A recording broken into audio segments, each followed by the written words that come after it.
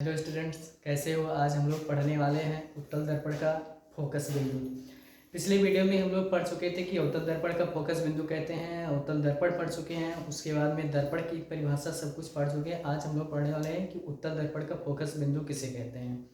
तो आइए समझते हैं कि उत्तल दर्पण का फोकस बिंदु किसे कहते हैं और उसकी परिभाषा को देखते हैं। उत्तल दर्पण हम लोग ये तो जान ही चुके हैं कि उत्तल दर्पण किसे कहते हैं। मान लेते हैं ये एक हमारा क्या है, उत्तल दर्पण है। ठीक, उत्तल दर्पण वह होता है, एक बार फिर से रिवाइज करा देते हैं। उत्तल दर्पण वह दर्पण होता है जिस पर प्रकाश की किरणें उठी हुई पृष्ठ पर आपतित होती हैं और आपतन होने के पश्चात परावर्तित होकर उठी हुई पृष्ठ से ही वापस लौट जाती हैं।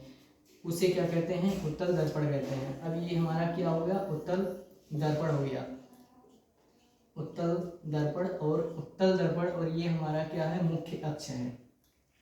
ठीक, मुख्य अक्ष है। अब मान लेते हैं प्रकाश की किरणें, हम जानते हैं कि ये हमारा क्या है, परावर्तक पृष्ठ होता है।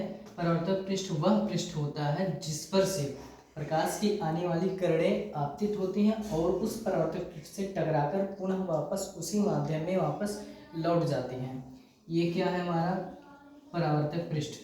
ठीक, प्रकाश की किरणें आई और इस परावर्तक पृष्ठ पर आपतित हुई और आपतन के बाद परावर्तित हुई, परावर्तन होने के पश्चात वापस लौट गई।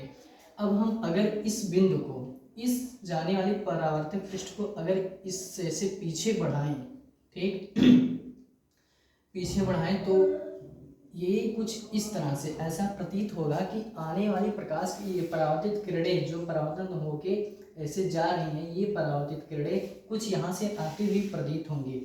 फिर से पुनः एक दूसरा प्रकाश की किरण लेते हैं और इसको इस दर्पण पर आपतित करवाते हैं।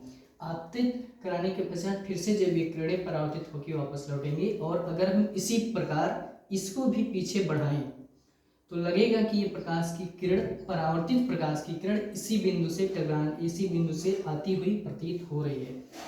ठीक इसी प्रकार से अगर इसी मुख्य अक्ष के पैरेलल एक किरण हम नीचे से भी लें इसको और यहाँ से आपतित कराएं, आपतित कराने के पश्चात जब किरणें इसको फिर से हम पुनः अगर पीछे बढ़ाते हैं तो देखेंगे ये किरणें इसी बिंदु से सभी प्रकाश की किरणें ऐसे ये भी किरणें कहाँ होंगी, यहीं से परावर्तित होकर जाती हुई प्रतीत होंगी। सिमिलरली इसी प्रकार से चाहे जितनी प्रकाश की किरणें आए और इस दर्पण पर आपतित हों, आपतित होने के पश्चात जब टकराकर ये वापस लौटेंगी और इसी को हम अगर ऐसे पीछे बढ़ाएं तो ये एक ही बिंदु से आती हुई प्रतीत होंगी।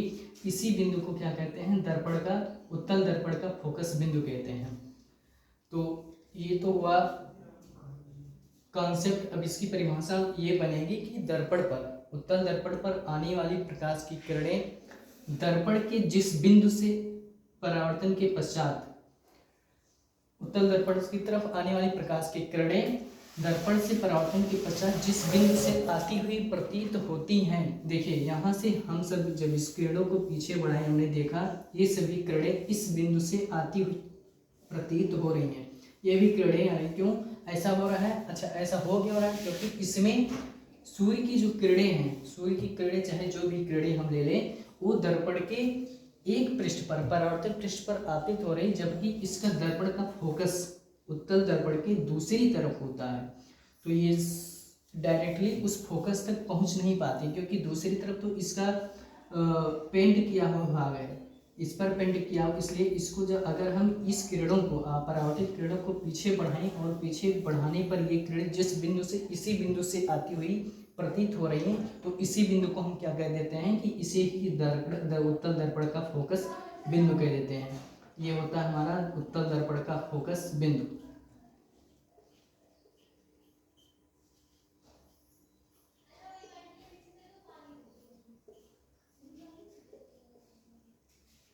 ये क्या होता है, हमारा उत्तल दर्पण का फोकस बिंदु होता है।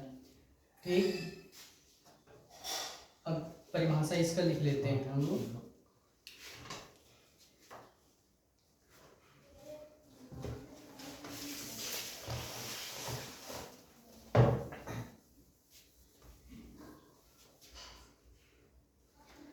एक बार छोटा सा फिगर यहीं पर बना देते हैं, फिर उसके बाद डेफिनेशन इसकी लिखते हैं।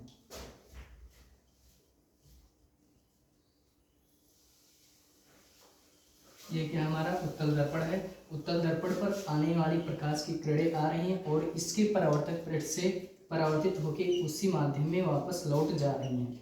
ठीक इसी प्रकार से दूसरी आने वाली प्रकाश की किरणें हैं जो इस दर्पण पर आ रही हैं और इस दर्पण से टकरा के पुनः उसी माध्यम में वापस लौट जा रही हैं और यहाँ कहीं होगा हमारा फोकस बिंदु, उत्तल दर्पण का फोकस बिंदु।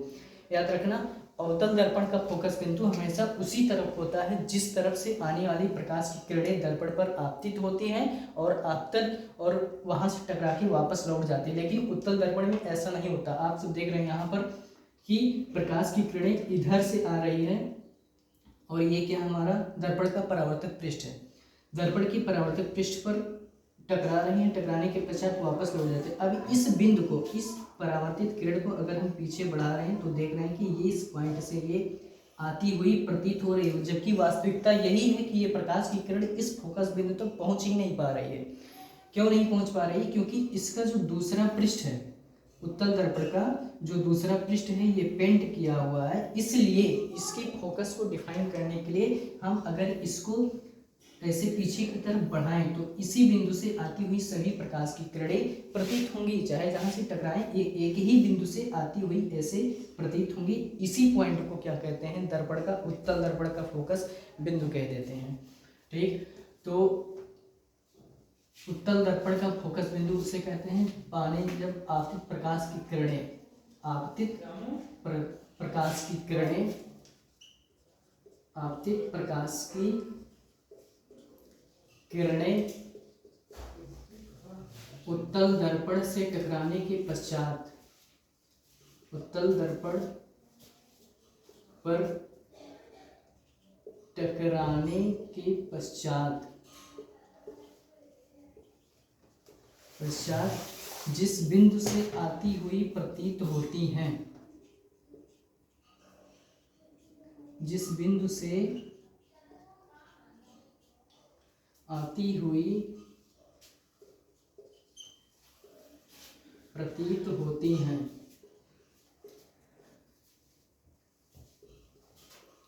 उसे उत्तल दर्पण का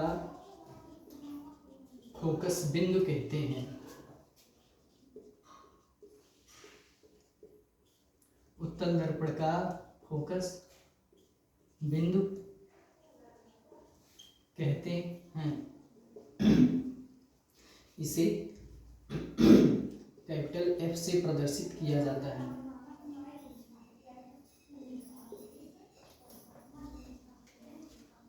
प्रदर्शित किया जाता है। ये हमारा उत्तल दर्पण का फोकस बिंदु कैपिटल F से। ये एक बात ध्यान रखना कि अवतल दर्पण का जो फोकस बिंदु होता है वो हमेशा उसी तरफ होता है जिस तरफ से आने वाली प्रकाश की किरणें दर्पण के परावर्तक पृष्ठ पर आपतित होती हैं, जबकि उत्तल दर्पण में ऐसा नहीं होता। उत्तल दर्पण में फोकस बिंदु हमेशा दर्पण की दूसरी तरफ ही होगा, दर्पण के परावर्तक पृष्ठ के दूसरी तरफ ही होगा। आप देख लीजिए यहाँ पर चाहे जितनी किरणें ले रहे हैं ये टकराएंगे और टकराने के पश्चात कुछ ऐसे ही वापस चले जाएंगे।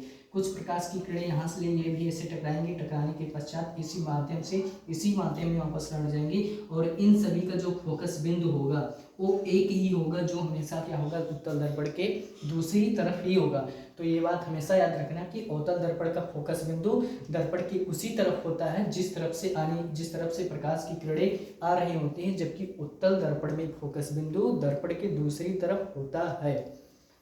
धन्यवाद। अब हम लोग मिलेंगे अगली क्लास में। अगली क्लास में हम लोग पढ़ने वाले हैं कि उत्तल दर्पण द्वारा, चाहे अवतल दर्पण हो चाहे उत्तल दर्पण हो, उससे प्रतिबिंब कैसे निर्मित करते हैं और उस प्रतिबिंब की स्थिति, पोजीशन और उसका साइज क्या होगा, हम लोग अगली क्लास में पढ़ने वाले हैं। धन्यवाद।